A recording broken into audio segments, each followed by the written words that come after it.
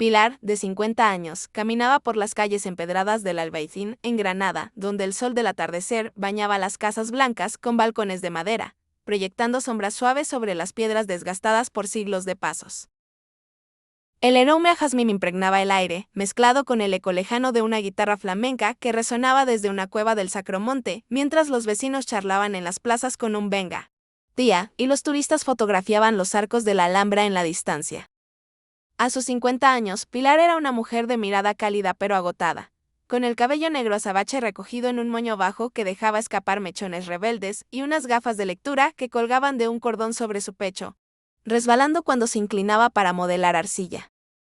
Casada con José desde hacía 25 años, su matrimonio estaba marcado por discusiones constantes sobre dinero, las facturas del taller de cerámica y su negativa a tratar una hipertensión que la dejaba mareada en los días calurosos. Vivían en un piso acogedor en el barrio del Realejo, con vistas a los tejados rojizos de Granada y el murmullo de las fuentes cercanas que refrescaban el aire. La rutina de Pilar era su refugio. Por las mañanas, visitaba el mercado de San Agustín, regateando por aceitunas negras, jamón ibérico y naranjas frescas, mientras intercambiaba un queguay con los tenderos que la conocían desde niña. Las tardes las pasaba en su taller de cerámica, moldeando cuencos y jarrones con motivos de la Alhambra, rodeada del olor a arcilla húmeda y el sonido de una radio que tocaba sevillanas, y las noches, cuando no discutía con José, paseaba por los jardines de la Alhambra, donde las luces iluminaban los patios nazaríes y el aroma a ciprés y agua estancada llenaba el aire. La fiesta del Día de la Cruz, con sus altares decorados con claveles rojos, mantones de Manila y el ritmo vibrante de las sevillanas en las plazas, le recordaba su juventud cuando bailaba con José bajo las guirnaldas, riendo con una copa de vino fino en la mano. Pero una tarde, mientras ayudaba a su madre, Dolores, a ordenar su piso en el Albaicín, Pilar encontró una carta antigua escondida en un baúl de madera cubierto de polvo, bajo mantones bordados y fotos desvaídas. El papel, amarillento por el tiempo. Tenía una caligrafía temblorosa: para mi hija, Pilar, 1975. Su madre siempre había dicho que su padre, Manuel, murió en un accidente cuando ella era niña, pero la carta mencionaba a un hombre que nunca se fue del todo y que amaba a su hija desde lejos. El corazón de Pilar dio un vuelco, como si el bullicio de Granada, con sus calles llenas de risas y el eco de las campanas de la catedral, se hubiera detenido por un instante. Dolores, al ver la carta en las manos de Pilar, palideció y dijo: «Eso es agua pasada, hija, déjalo estar». Pero su voz tembló y sus ojos esquivaron los de Pilar, mirando hacia la ventana, donde la silueta de la Alhambra brillaba bajo el cielo morado. Granada, con sus calles sinuosas, sus tascas llenas de tapas de tortilla y boquerones en vinagre, y el sonido lejano de una guitarra flamenca, parecía susurrarle un misterio que no podía ignorar. Pilar guardó la carta en su bolso, sintiendo el peso de un secreto que llevaba años enterrado, mientras el aroma a jazmín y el eco de una soleá llenaban la noche. ¿Qué escondía esa carta? Deje un comentario con la palabra secreto si cree que Pilar debería investigar, y no olvide suscribirse al canal para descubrir qué pasa. La carta se convirtió en una obsesión para Pilar, un enigma que la perseguía como el eco de las sevillanas resonando en las plazas de Granada durante el Día de la Cruz, cuando las calles se llenaban de altares de flores, claveles en el pelo y el aroma a vino fino y tapas de jamón. La ciudad seguía su ritmo vibrante, la Plaza Nueva bullía con turistas comprando mantones y abanicos, las tascas del Realejo olían a albóndigas en salsa, tortilla de patatas y vino tinto, y los preparativos para la fiesta llenaban el aire de energía, con vecinos decorando altares y ensayando sevillanas. Pilar recordaba su vida con una claridad que dolía, las tardes de juventud en el Sacromonte, bailando flamenco en cuevas llenas de humo, con el sonido de palmas y el aroma a leña quemada. Las mañanas enseñando a su hijo, Álvaro, a modelar arcilla en el taller, con el sol entrando por las ventanas y el olor a tierra húmeda. Las noches de Semana Santa, caminando tras las procesiones con el aroma a incienso y cera quemada impregnado en el aire, mientras las campanas resonaban en la catedral. Pero su matrimonio con José estaba roto, con discusiones cada vez más frecuentes sobre las facturas del taller y su hipertensión, que él insistía en que debía tratar con un venga: «Pilar, no seas cabezota». Una tarde, mientras moldeaba un jarrón en su taller, con el aroma a arcilla y el sonido de una radio tocando una bolería, Pilar releyó la carta bajo la luz tenue de una lámpara. Escrita por su madre, Dolores, mencionaba a Manuel, un hombre que se marchó por el bien de todos pero que siempre llevó a su hija en el corazón. Las palabras eran vagas, pero sugerían que Manuel no estaba muerto, contradiciendo la historia que Dolores le había contado durante toda su vida. Decidió confrontar a su madre, entrando en su piso del Albaicín, donde el aroma a café recién hecho y el sonido de una tele lejana llenaban el aire.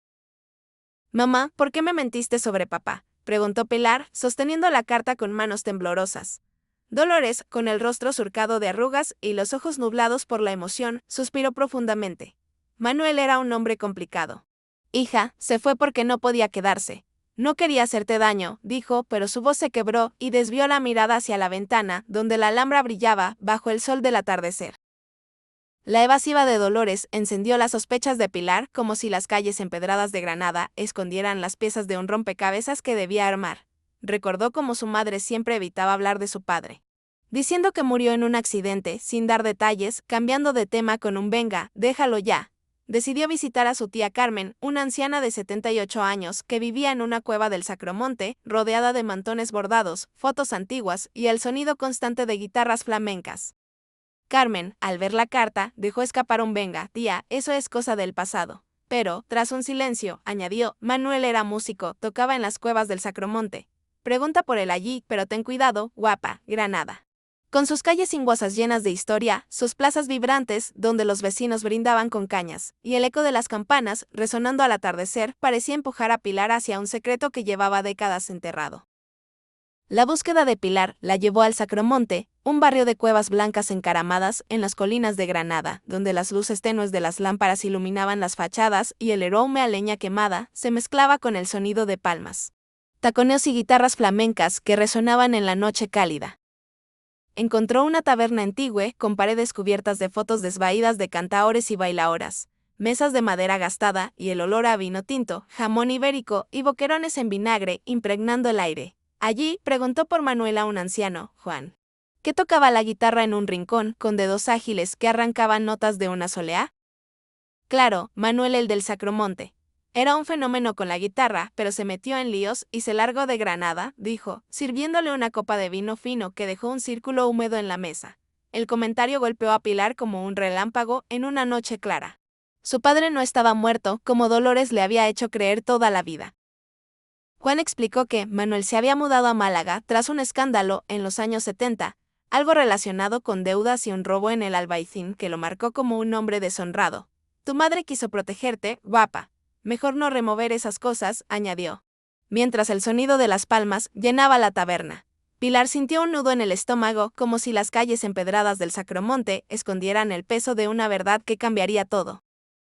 Decidió investigar más, visitando el Archivo Municipal de Granada, un edificio antiguo cerca de la Plaza del Carmen, con techos altos, vitrales que filtraban la luz en tonos dorados y el olor a papel viejo impregnado en el aire. Allí, hojeando registros polvorientos de los años 70, encontró un certificado de nacimiento de 1975 con su nombre, Pilar Ruiz, pero el nombre del padre estaba tachado, como si alguien hubiera querido borrarlo de la historia. Encontró también una nota policial que mencionaba a Manuel García, un músico detenido por un robo menor en 1974, pero liberado poco después. Las piezas comenzaban a encajar. Manuel no había muerto, sino que había huido. Y Dolores había mentido para proteger a Pilar del estigma de un padre con un pasado turbio. Recordó las palabras de Carmen, las evasivas de Dolores, y la carta que hablaba de un hombre que amaba a su hija desde lejos. Decidió buscar a un antiguo amigo de su padre, Rafael, un cantaor retirado que aún vivía en el Sacromonte, en una cueva decorada con mantones y fotos de noches flamencas. Rafael, con el rostro arrugado por el tiempo y una voz ronca por años de cante hondo, confirmó que Manuel estaba vivo, trabajando como luthier en Málaga. «Tu madre lo quiso proteger, Pilar. Manuel no era mala persona, pero cometió errores». Dolores pensó que era mejor que creciera sin saberlo, dijo, mientras el aroma a leña y el sonido de una guitarra llenaban la cueva. Granada, con sus calles vibrantes, sus tascas llenas de risas y el eco de las sevillanas resonando en las plazas. Parecía observar en silencio mientras Pilar se acercaba a una verdad que lo cambiaría todo. La historia está a punto de dar un giro inesperado, así que no se pierdan lo que viene. Suscríbanse al canal para no perderse el desenlace. La investigación de Pilar la llevó a Málaga, un viaje cargado de emociones que la hacía sentir como si caminara por un alambre sobre las calles empedradas de Granada. El tren atravesaba los paisajes andaluces, con olivares plateados extendiéndose bajo el sol, pueblos blancos encaramados en colinas y el aroma a azahar que entraba por las ventanas abiertas, mezclándose con el traqueteo del vagón. En Málaga, una ciudad vibrante con calles llenas de turistas. El olor a pescadito frito flotando desde los chiringuitos y el sonido del mar rompiendo contra la playa de la Malajeta, Pilar encontró a Manuel en una pequeña tienda de guitarras en el centro. Un lugar lleno de maderas pulidas, cuerdas nuevas y el aroma a cedro y barniz. Manuel, un hombre de 75 años, con el cabello blanco como la nieve, las manos marcadas por años de trabajo artesanal y unos ojos verdes que eran un reflejo exacto de los de Pilar, levantó la vista de una guitarra que estaba afinando. «Eres igual a tu madre», dijo, con la voz quebrada por la emoción, dejando caer un destornillador que resonó contra el suelo de madera. Pilar, con el corazón latiendo como los tambores de una procesión de Semana Santa, mostró la carta y preguntó, «¿Por qué dejaste que pensara que estabas muerto?». Manuel explicó que había sido un músico bohemio en el Sacromonte, enamorado de Dolores. Pero que su vida se torció en los años 70. Había robado dinero de un comerciante del Albaicín para pagar deudas de juego, un error que lo marcó como un hombre deshonrado en Granada. Dolores, embarazada de Pilar, le pidió que desapareciera para proteger a su hija del estigma y las habladurías del barrio. «Nunca quise abandonarte, Pilar. Pero tu madre pensó que era lo mejor para ti», confesó. Mientras el aroma a madera de cedro llenaba la tienda y el sonido del mar se colaba por la ventana. Pilar sintió un torbellino de emociones, rabia por los años perdidos, tristeza por el sacrificio de su madre y un inesperado alivio por encontrar a su padre vivo, con las manos temblorosas pero llenas de historias. Recordó su infancia en el Realejo, las tardes corriendo por las plazas, persiguiendo palomas bajo los naranjos, las noches del Día de la Cruz, bailando sevillanas con Dolores bajo las guirnaldas, con el aroma a claveles en el aire. Las mañanas aprendiendo a modelar arcilla con su madre, que la abrazaba con una fuerza que ahora entendía como un intento de compensar el vacío de un padre ausente. Pilar pasó días en Málaga, caminando con Manuel por el paseo marítimo, con el olor a sal y el sonido de las olas como fondo, mientras se le contaba historias de su juventud, noches tocando flamenco en cuevas, amores prohibidos y errores que lo persiguieron. Le mostró una guitarra que había construido para ella años atrás, con su nombre grabado en la madera, un regalo que nunca pudo entregar. Granada, con sus calles sinuosas y sus plazas llenas de vida, parecía esperar a Pilar desde lejos, animándola a enfrentar la verdad que estaba desenterrando. El encuentro con Manuel abrió una puerta que Pilar no sabía si estaba preparada para cruzar. Pero la verdad era imparable, como el bullicio de Granada, durante el Día de la Cruz, cuando las plazas se llenaban de altares de flores, claveles rojos en el pelo de las mujeres y el sonido de sevillanas resonando bajo las luces de las guirnaldas. Al volver al Realejo, Pilar confrontó a Dolores en su piso del Albaicín, donde el aroma a café recién hecho y el sonido de una guitarra flamenca lejana llenaban el aire cálido, sentadas en el salón, con fotos antiguas de la familia en las paredes y el murmullo de las fuentes del barrio al fondo. Pilar mostró la guitarra que Manuel le había dado. «¿Por qué me mentiste, mamá? ¿Por qué me hiciste creer que estaba muerto?», preguntó con lágrimas corriendo por sus mejillas. Dolores, con el rostro surcado de arrugas y los ojos nublados por el dolor, explicó que quería protegerla del estigma de un padre acusado de robo, un hombre que el Albaicín había juzgado con dureza. Quería que creciera sin esa sombra.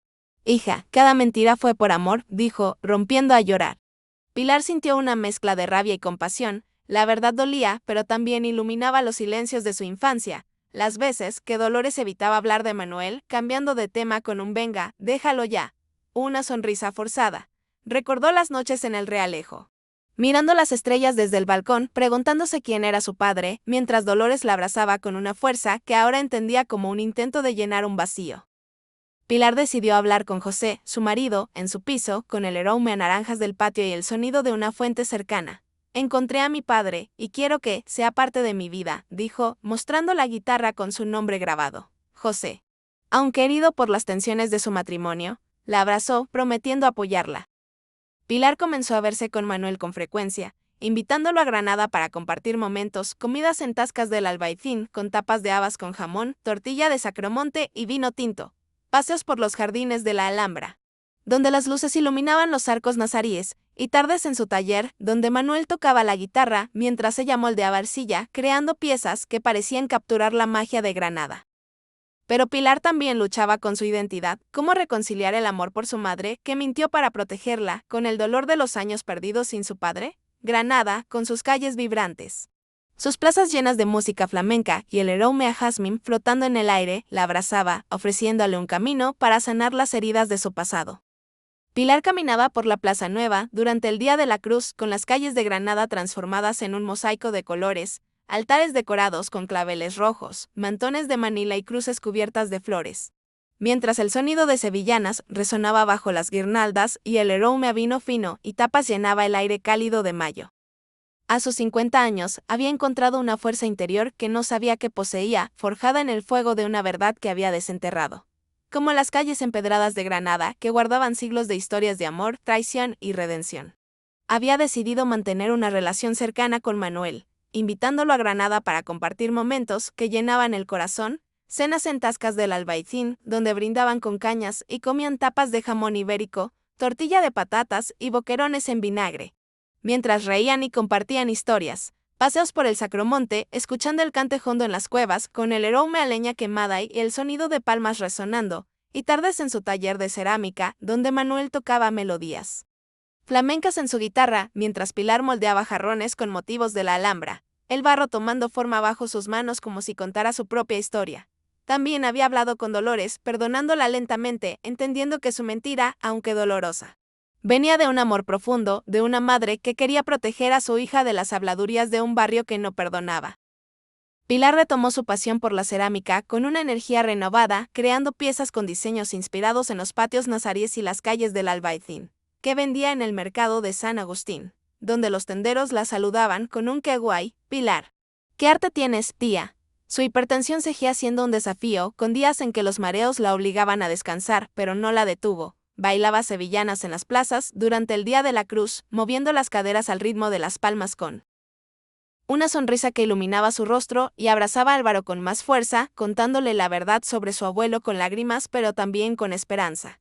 Durante una noche culminante en la fiesta, mientras las plazas vibraban con música, risas y el sonido de castañuelas y los fuegos artificiales iluminaban el cielo de Granada con explosiones de rojos, azules y dorados, Pilar levantó un clavel rojo al aire, brindando por su renacimiento. Granada, con sus calles sinuosas, sus aromas a tapas y jazmín, y su gente cálida que celebraba con pasión desbordante, parecía aplaudir su valentía. Como si la ciudad misma celebrara su nueva vida. ¿Qué opinan de la valentía de Pilar para enfrentar la verdad y reconstruir su familia? Dejen su comentario, suscríbanse al canal y no se pierdan la próxima historia emocionante.